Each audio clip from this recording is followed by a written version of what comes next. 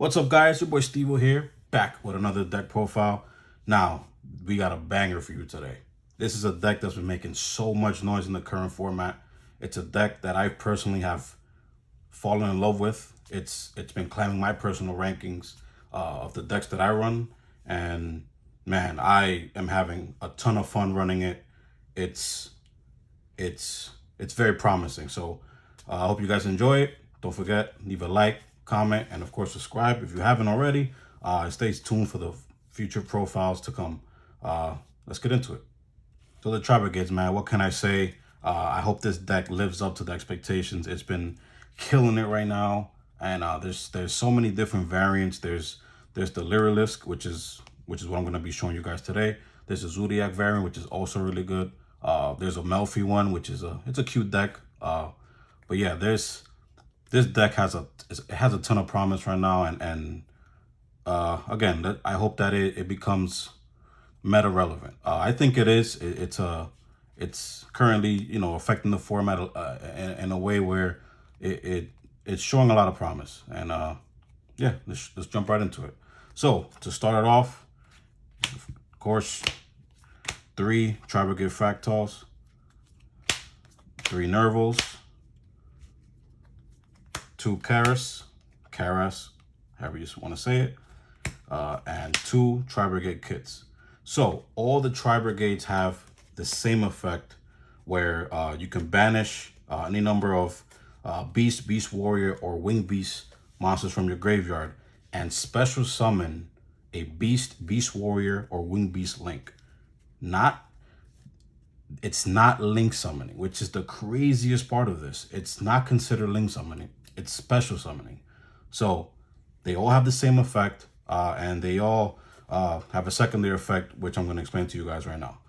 So Fractal, you can send it from the hand or field to the graveyard and send another level 3 or lower Tri-Brigade monster. Oh no, Beast Warrior, or Wing Beast monster to the graveyard.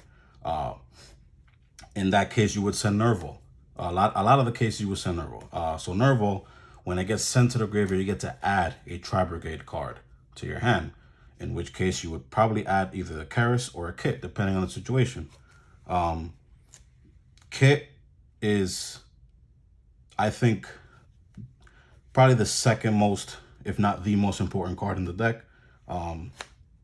When it gets sent to the graveyard, you can send another Tri-Brigade card to the graveyard, and it could just extend into another combo for you and disrupt your opponent. So that's it for the Tri-Brigade package. A lot of people run Karas at 3, and I see why, and I think I would bump it up to 3. And if anything, I could always side it out depending on the matchup. Next up for the Lyrilusc package. So you're running 3 Wobblers, 2 Sparrow, and 2 Swallow. Hey yo. So Wobbler, when you control no monster in the field, you get to special summon from your hand. Sparrow, when it gets special summoned, you can add a level 1 Wing Beast monster. And in a lot of cases, which is crazy to say, I tend to search DD Crow. If I already have my combo ready and it's a pretty decent hand, depending on what my opponent is running, I always like to add DD Crow. So that is, the fact that you can search a DD Crow it's pretty crazy, man. It's pretty crazy. And Swallow, you get to special summon itself and another Wing Beast if you control Wing Beast on the field currently. So that's another way to easily put up 4 monsters on the board and get into some crazy link plays, crazy XYZ plays, which I'm going to show you guys. For the one-offs, I run 1 Ginkgo, 1 Barrier Statue of the Stormwind, and 1 Mist Valley Apex Avian. So Ginkgo, it's a card that I tend to side out a lot, which is, it's pretty much giving me indications that maybe I should cut it from the deck and add something else. But for now, it's not horrible. When this card is normal summoned or flip summoned, or flip face up, sorry, you can target 1 level 1 monster from the graveyard and special summon it. So that's, in a way, it's an extender. Barrier Statue is, of course, a little, how do you say this? Just a disruption, man. I mean, you pretty much tell your opponent he or she can't play for that turn unless they out this. Crazy. And since you run a lot of wind type monsters in this deck, you're good to go on your next turn. And Avian, when an effect is activated on the field, quick effect, you get to send it back to your hand and negate the effect and destroy that card. And these two back to back off of your Samorg, a link monster, the Samorg's effect. It's if your opponent has no out to these, it's GG's. For the hand traps, I run 3 Ash, 3 Gamma, 3 DD Crow. So Ash is pretty much the staple of the meta right now, staple hand trap. I think everyone should be running it. And if you're not, I don't know what you're doing. But yeah, it's pretty much the staple of any deck right now. So is Gamma.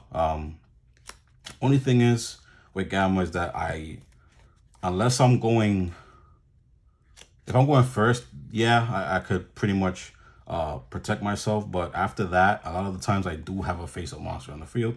So in a way, I tend to side it out depending on what's going on in the duel. And DD Crow, never side it out. I could search it, disrupt your opponent, especially right now with this meta where your opponent is looking to activate a lot of stuff in the graveyard. Just a lot of graveyard shenanigans, and DD Crow is the MVP hand trap of this deck. On to the spells. I run 3 Jack in the Hand. So Jack in the Hand, it does some funny business, I must tell you. You reveal 3 level 1 monsters in your deck. Your opponent adds 1 to their hand, you add 1 to your hand, and the other goes back to the deck. So you pretty much, you could either bait your opponent. Actually, you always bait your opponent. Let's be honest here. I always bait the opponent. If I have something in the hand if I already have something in the hand that I could show my opponent, I tend to show it to them, especially the Wobbler. Because the Wobbler is a easy +1. You summon it if you control no monster on the field. So the opponent tends to always grab that one. I always show the Kinkabayo a lot, and the sometimes I even show the Nervalk, because it could work as a good bait where, hey, they're gonna take my Nerval. Oh no, I can't do anything now. Boom, there you go. Jack in the Hand, it does some shenanigans. I know a lot of people have been running the Rescue Cat. Right now, I'm not looking to pick that card up. It's at a ridiculous price. So this is an easy, cheap, common card that it makes the deck function pretty well. So no complaints so far. For the next spells, I run 3 Fire Formation Tenkies. This is literally only to summon, to add a Fractal. That's the only thing you're adding. And then go off with your Tri-Brigade effects after that. In the Zodiac variant of Tri-Brigades, this spell card is ridiculous. So maybe in the next upcoming days, I will show you guys a variant of that specific deck, and show you the crazy plays you can do. For the one-offs, I run a Tri-Brigade Rendezvous, a Call by the Grave, a 1-for-1, and Foolish Burial. So Rendezvous, it's only for the secondary effect. So when Kit leaves the field and gets sent to the graveyard, you can send a Tri-Brigade card to the graveyard. In that case, you would send Rendezvous, and on your next turn, when a Beast Warrior or Winged Beast monster will be destroyed by battle or card effect, you can banish it and protect it instead. So that's a way to protect your Samorg, your Omen, your Blossom, whatever link monster you have currently on the field. Call by the Grave for, hand traps tend to slow this deck down, especially Ash. So I think having a Call by the Grave is a must. 1-for-1 because it's an extender, and so is Foolish Burial. And there's no traps, just spells. Next up for the extra deck. So I run 2 Frigid, 1 Sheller, and 2 Omen. So Fergia she's an extender. She makes your plays go crazy, and yeah, she's very important. That's why I run it at 2. It really is probably the second, if not the most important link of the Tri-Brigade. It's probably the second to Omen. But yeah, she you summon it, you special summon a level 4 lower beast warrior wing beast to the field, and go off with your plays from there. Sheller has a quick effect that on your opponent's turn you can special summon a beast warrior or wing beast monster to the field, negate its effects, but you have some more. It adds more bodies to the field, and if it does get sent from the field to the graveyard, sorry, all your opponent's monsters lose 300 attack. Omen is the boss monster of the deck. I think when you summon it, you get to banish any card on the field. It doesn't target, and when it does and if it gets sent from the field to the graveyard, you can add a beast warrior or wing beast monster to your hand. So I don't know if I would run it at 3. I've been considering it, to be honest with you. The price has been climbing up little by little. So maybe possibly in the future. Let's see how this deck does, and if it continues to keep doing good, I see myself bumping it up to 3. It's definitely the boss monster of the deck. For the other links, start off with the link 2s. I run a double Dragon Lords and a Harpy Conductor. So the Ancient Warrior Oath double Dragon Lords, quick effect, you can send 1 card from the field, from the hand or the field to the graveyard, then target one faced up card your opponent controls return to the hand. So I like to go into this, especially going first, because when I have a Samorg, this, and maybe an Appaloosa, a lot of cases, this works as a disruption. So it's an easy target, send something back to the hand, and disrupt your opponent from there. Harpy Conductor is literally just for extension. She only serves that purpose. A lot of the times it's usually the Lyrilusc monsters that I go into Harpy Conductor with, and from there you go into Samorg, and so on and so forth.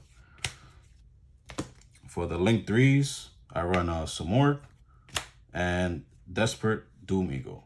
So Samorg is the reason for the degenerate plays. It summons out your your wind barrier, I'm sorry. It summons out your Mist Valley, and it also summons out something that I'll show you guys that I definitely side in depending on the matchup. It's in the side deck, ready to go. I will show you guys in a bit. But yeah, it just holds down the deck. It really does. It makes the deck that much better. It protects you. It just holds your opponent down until you finish. Ayo. Desperate Doom Eagle. It's a card that could really disrupt your opponent, especially those graveyard reliant decks. It could target one monster in the opponent's graveyard, shuffle it back into the deck. And if there's no monsters in the graveyard, your opponent's graveyard, it gains double its attack. So it becomes 4,800. That is broken. So if you open up with this going first, and let's say you send back a monster from your opponent's graveyard, next turn you have a 4,800 beat stick ready to go. Crazy, crazy, crazy. Next up, I have the Link 4s, Appaloosa, and Access Code Talker. These Access Code Talker is pretty much a last resort kind of summon, where it literally, if I've used up all my Tri-Brigade and other shenanigans, any other extenders I have, if Access Code Talker is usually the last resort I go into to beat my opponent. And Appaloosa, it's usually a 2 to 3 disrupt negate, but it's still very effective in this deck. And not to mention it's a wind, so you can always summon it, even with the barrier statue on the field. Next up, for the XYZs, I run a Starling and a Nightingale. So Starling is another reason for my extensions. Her effect, you can detach to add a Wing Beast, and usually I would add the Sapphire Swallow and go on from a place from there. Usually off of the Starling, I go into the Swallow to summon itself and Nervo and go on from there. Nightingale is another crazy card that everyone is running, especially with a lot of level 1 decks. So I showed you guys in the Drytron deck. It functions so well, and it's a broken card. So yeah, you could attack directly, go into Zeus, clear your opponent's board, just like that. Speaking of Zeus, finally got him. Of course, gotta run the Zeus. It's another, I wouldn't say last resort, because I mean it really is to just disrupt those boards that you can't get around. You really can't get around. The deck struggles against cards like Dragoon, you know, things like that. So Zeus is definitely a card that could get you over the top and, you know, help you win. So my last extra deck monster is Omega, because it's the Gamma package. But I do think that I'll take it out.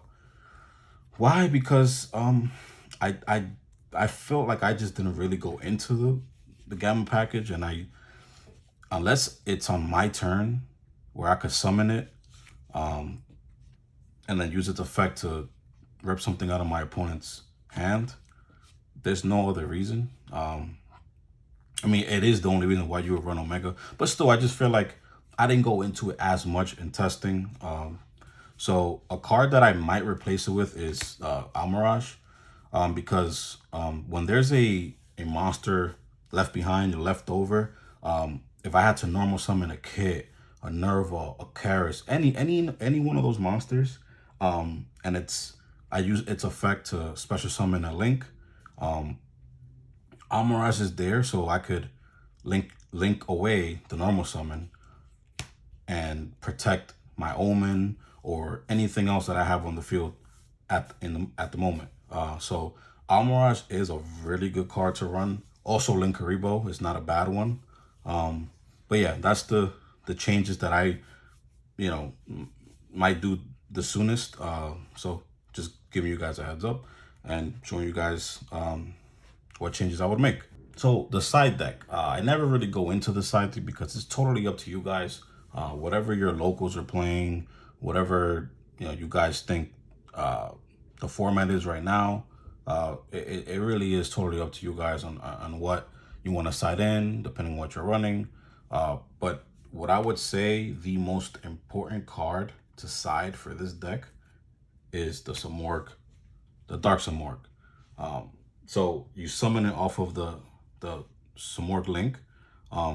It works. It also is a wind attribute, which is pretty crazy, and it pretty much disrupts any deck that pretty much runs a lot of back row. It's plain and simple. So it doesn't allow your opponent to set any cards while it's on the field. So of course, if you're going up against somebody that's very back row reliant, heavy back row player, this is a card you want to side in game 2 for sure, and probably game 3. Yeah, going forward, if the person is running a lot of back row, you gotta throw this in there and at least disrupt them a little bit. So just a heads up, definitely side this in. So guys, I hope you guys enjoyed the Tri-Brigade deck profile. It's a deck I've been testing out with the last month, I would say. Yeah, it's been crazy testing online, testing out in person. It's something I'm really enjoying, and I hope you guys enjoyed the profile, man. And if there's any deck profiles you guys would like to see on the channel, let us know down below in the comments, and we would most likely put it up. I mean, a lot of us do run meta decks, and yeah, there's There's a lot of role players in our group. There's a lot of meta players in the group. There's a lot of all different kinds of crazy decks that we have built. We would love to show you guys. So please subscribe if you haven't already. Leave a comment down below what you guys look forward to seeing on the channel, and like the video. And I will check you guys out in the next deck profile. Peace.